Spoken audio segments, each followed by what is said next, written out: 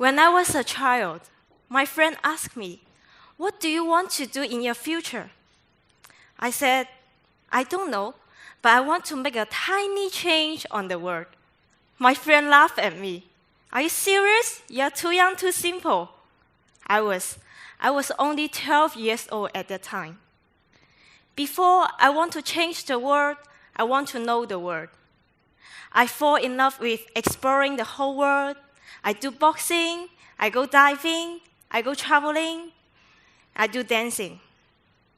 And then I decided to stay 2 years in Cambodia, volunteering, studying, and working. When I was in Cambodia, I was very confident because I can speak Cambodian language, and I have a very close relationship with the local people. However, after 2 years later, I was feeling I got too comfortable with my life, so I decided to travel from China to UK to begin my master's study. I couldn't forget the first week when I was here. The weather is so cold, everyone speaks so fast, and I'm even very lucky to get the chicken pox. Jump out of my comfort zone is not an easy way. I felt like that I lose all my advantages when it is in China and Cambodia. Language, networking, convenience. I started questioning myself. Is it the right place for me to stay here? I began to have a sense of inferiority, feeling shy and timid.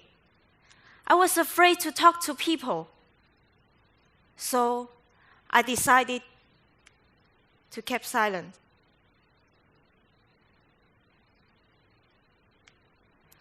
I have heard many of my friends, they told me that they are cold-shouldered by the shopkeepers. The shopkeepers will roll their eyes, impatient, and don't even want to sell the products to them because they cannot understand their English.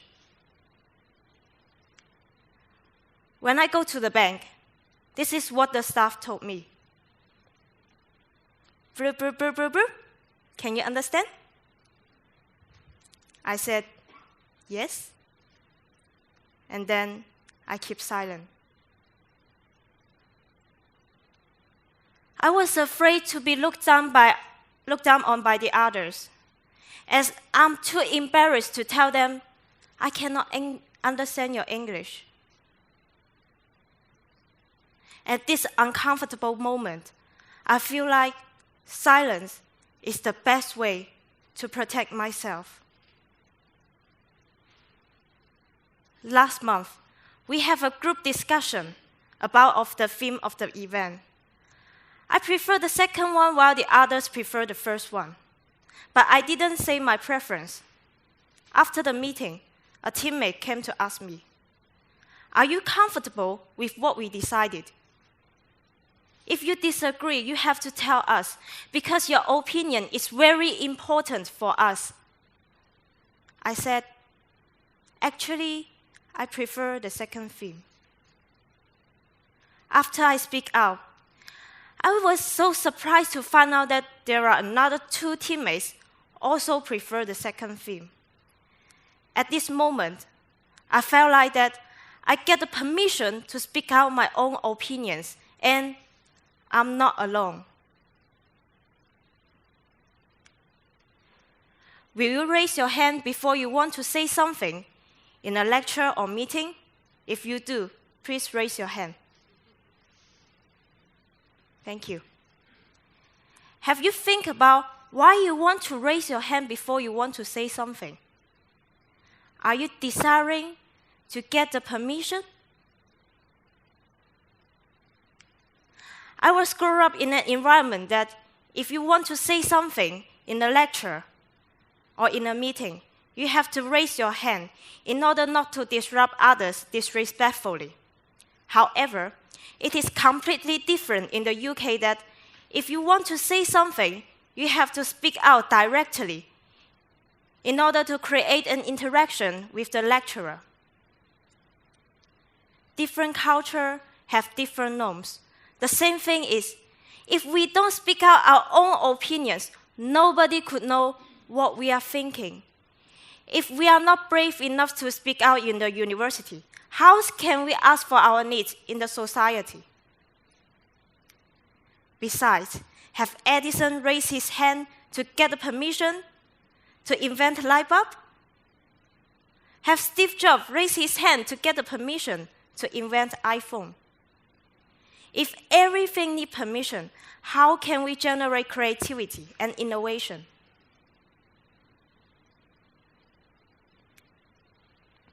Nowadays, there are many discriminations in the world, such as gender discrimination, racial discrimination.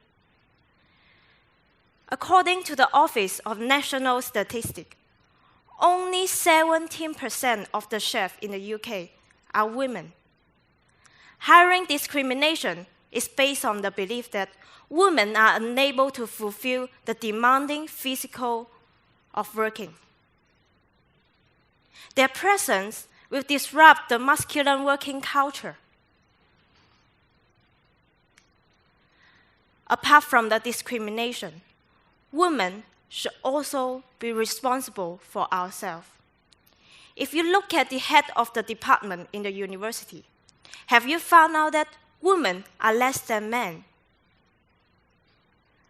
A survey conducted in 600 academics in 20 countries, it found out that women tend to ask less questions than men after the seminar.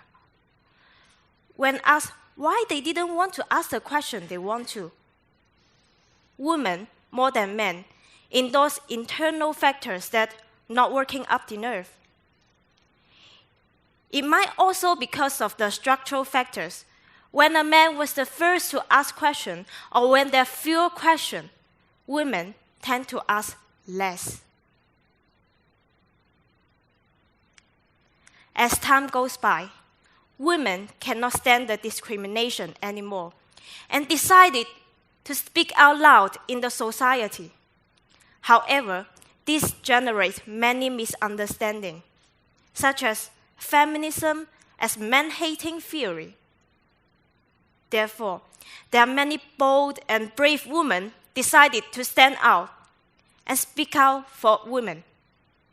For example, Emma Watson spoke for He for She campaign, whose goal is to achieve gender equality. She also reclaimed the definition of feminism, which is not man-hating theory. Women should not be afraid of speaking out themselves. A field study conducted in New York City diminished the gender disadvantages. Investors tend to ask male entrepreneurs promotion-focused questions. It emphasizes hope, accomplishment, advancement, such as, how could you maximize the profit? Investors tend to ask female entrepreneurs prevention-focused questions. It emphasizes security, responsibility, and safety, such as, how could you minimize the losses? Entrepreneurs can significantly increase funding for their startups when responding to prevention-focused questions with promotion-focused answers. That's because female entrepreneurs can make sure a safe return of the capital to the investors, while male entrepreneurs are expected to grow more opportunities. A mix of Jacks and Jills makes a tough job a breeze. Women and men should work together to generate more profit.